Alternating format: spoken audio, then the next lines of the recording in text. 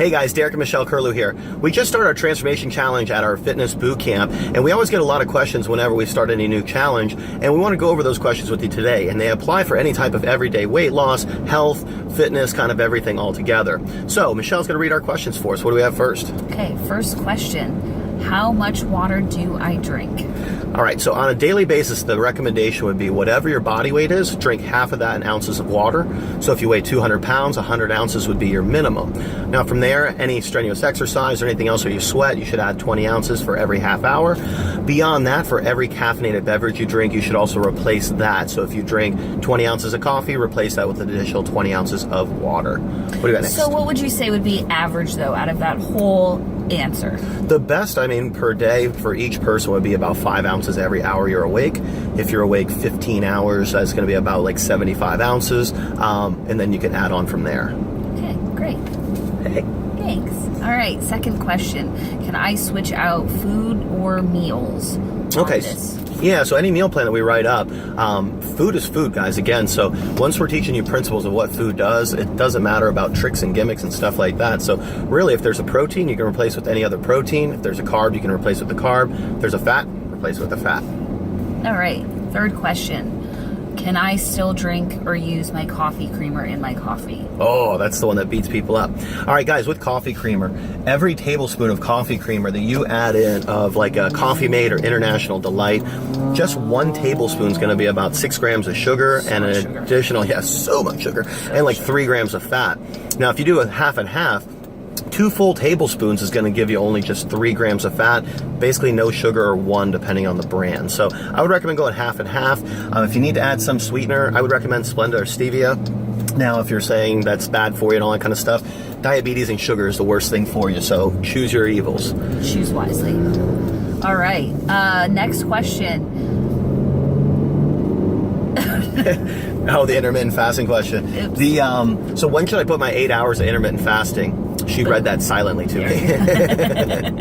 So with That's the 8 what I was trying to say. we included intermittent fasting in this program, and it's something new for a lot of our clients. So basically all it is, you're eating your normal meal plan, but you're just gonna consolidate everything into an 8-hour window. So if you're active in the morning, I would say eat your first meal post-workout, so 8, 9, 10 a.m., and keep that going for 8 hours, and then you would basically just stop until the next morning when you continue your meal plan. If you work out in the evenings, I would start somewhere around like noon to 2 o'clock, somewhere in that range. That way you're eating until 8 or 10 p.m., depending on what it is. But again, you just pick up with your first meal and finish wherever that time limit ends, and that's where you stop, and then you'll just pick up the next day. All right, next question. How many days a week should I work out?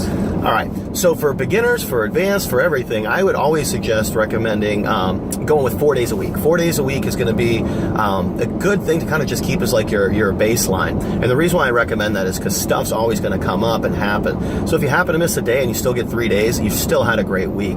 But if you had planned on 3 days a week and you miss a day, 2 days a week isn't even a hobby at that point. So you can't expect to get results from something that you're just doing 2 days or 1 day a week. We have some of those clients out there. So always start with 4.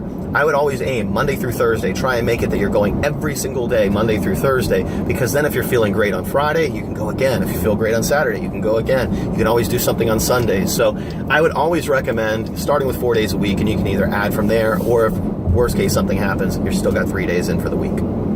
All right, next question. What size should I choose when it comes to Fresh Choice foods? All right, so with the delivered food meals, the Fresh Choice foods, it really just depends on like what your appetite generally is. I eat a regular portion myself. Michelle eats a small portion. We've heard from a lot of our people that even like the small portion is too much for some of you. So what I would recommend, if that's the case, just buy a large and divide that up into 2 meals. But otherwise, I would just choose either like a small or a regular size. That large portion is mammoth. So unless you're some big dude or something like that, it's not anything you necessarily need to eat all in one sitting. So if you're having a hard time eating all of the small portion, just get a large and divide it into 2 meals until you get your appetite up. Right. I can't eat all the food. What do I do? So that ties in right to the next question.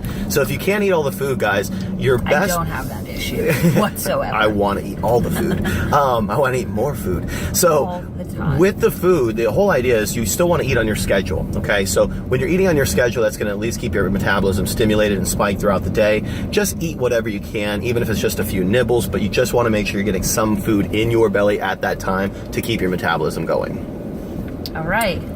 What kind of salad dressing can I use? Ooh, okay, good question. So salads are extremely healthy, but when you add all the junk that people add to their salads, that's when you make it unhealthy. Stop! So salad dressings, 2 things I recommend. One is either make your own. This thing's slanging. Either make your own with oil, vinegar, and you're going to go 2 parts oil to 1 part vinegar for any type of combination when you combine those two. Then you can add lemon, you can add soy sauce, Worcestershire sauce, anything like that, salt, pepper, and different herbs to make your own. You can keep that in a little mason jar in the fridge, and it can be used for marinades as well as a salad dressing. The option of getting a store-bought, I would buy it from the produce section. It's called Bolt House. It's fresh. Yummy. It is delicious. Yeah, they have ranch, Caesar. It's yogurt, Greek yogurt based. Yeah. Low fat, low calorie, delicious. Yeah, no, the one thing to keep in mind with those, though, is that they are fresh, so they only last about a month, even in your fridge, where the preservative-filled ones that you buy on the store shelves, they last like years and years. So just make sure you don't buy too many at once. Just buy 1 or 2, try it, use it for the month, and that way you're not wasting anything. All right, last question. How do I get more help? All right, so people always want to sit down and meet and different things like that. So every month, on the 3rd Thursday of every month, we always have a free nutrition seminar. Those are always at 7:40 at night. Those are always free to anybody and everybody. Family can come, friends can come, and all of that. The other way, too, is just asking questions through email. Email is always going to be the best way to get a hold of us because you can fit a lot more stuff in an email, and that way we can track our replies back. If it's just something quick to quick on a day-to-day basis, a text message is fine with that also. The big thing that we offer every single month is our Mastermind Nutrition Seminar, and those are our 5-hour private nutrition seminars. We keep a small group, 8 to 12, depending on the month and who else we have attending with us. Basically, you're locking us in a room for that period of time to pick our brain, use our knowledge to help benefit your perfect meal plan. And we feed you. And we feed you. But through that 5 hours, we break it down. We start with the basics. Then we go into what foods you need at what times a day for your personal schedule, not everybody, but just yours personal. Then we identify which foods would be best at those times. Then we make you a daily eating list. And then from that, we make you a weekly shopping list. Boom, boom, boom. So putting that all together, guys, you have a personalized plan. You have everything you need from that point on when you leave the room to be successful, to know exactly what you need to do. Beyond that, we give you a month of support. So you're texting me on a daily basis with your meal plan of what your plan is for the next day. And then at the end of the day of what you actually didn't accomplish and where you need help for the following day. So we're there every step of the way for an entire month of coaching with the 2 of us. So that's our mastermind program. You can always find that on DerekCurlew.com. Just click the little next mastermind nutrition seminar is, and it'll have the updated date of when the next one available is. But guys, any questions you need, reach out to us, derek.curlew@gmail.com, or through our website, derekcurlew.com or livevibbootcamps.com. Thank you.